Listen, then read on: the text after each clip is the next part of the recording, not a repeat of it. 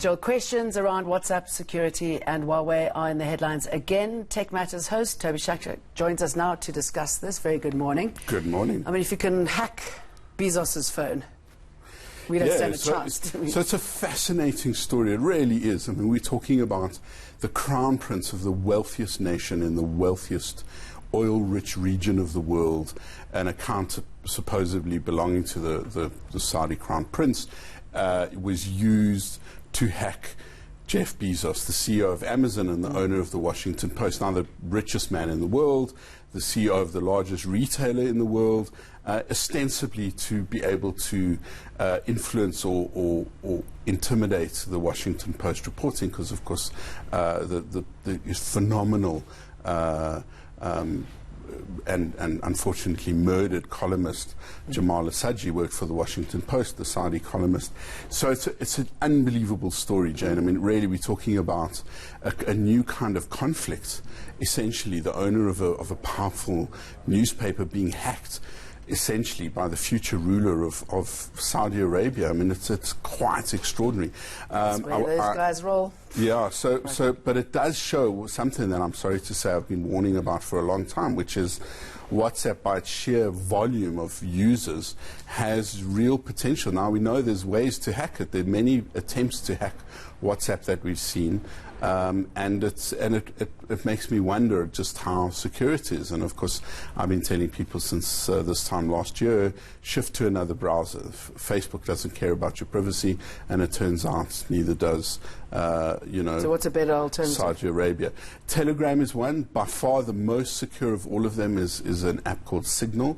That, in fact, WhatsApp uses Signal's end-to-end encryption. So if you truly want to be secure and you don't want someone snooping, because of course there's some way Facebook's going to find out what you're up to, whether it's through WhatsApp or through your activity on Facebook or through your activity via the Facebook cookies.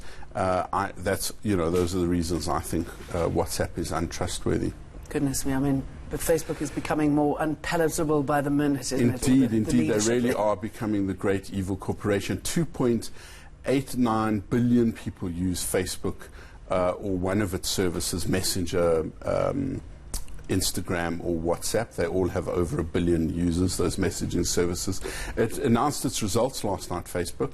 Revenue up to $21 billion. And yet its shares fell 7%.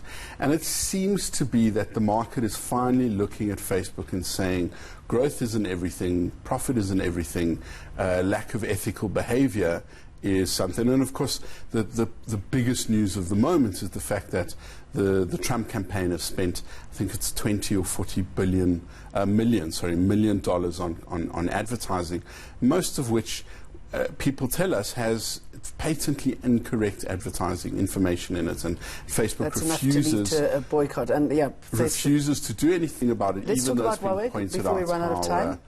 The non-core part. Yes, it's talking about controversy and trust and trustworthiness. It's going to make the US happy, isn't it? I was going to say. Yeah, they've been pushing very hard for their strategic partner, the UK, not to use Huawei. It seems that this decision was made a long time ago, and it's just been ratified now. I mean, it is very amusing that in the week the UK is saying we will not be dictated to by the European Union. They're spending a lot of time not being dictated to by their close ally, the United States, about how to run their network. So they've given Huawei the non-core parts of the network. Look, this is the future. 5G is the future, and Huawei are the hands-down leader in this technology already. So it's an interesting, it's yet another interesting thing that continues to play out that we haven't seen the end of, and you and I will be discussing on many more Thursday mornings. Okay, what else can we look forward to that you feature in your Stuff magazine? Yes, very interesting stuff in our this issue. This is our App Awards issue, so there's lots of the best apps we've seen in the world this year. My personal favorite is they've resurrected, if you can see it in the corner here, they've resurrected the Sony Walkman as an MP3 player. Tiny little text. It's actually, when you play a song, it shows up as if it's the handwritten on a cassette tape. So quirky quirky retro technology coming up. Motorola has relaunched the Razr phone.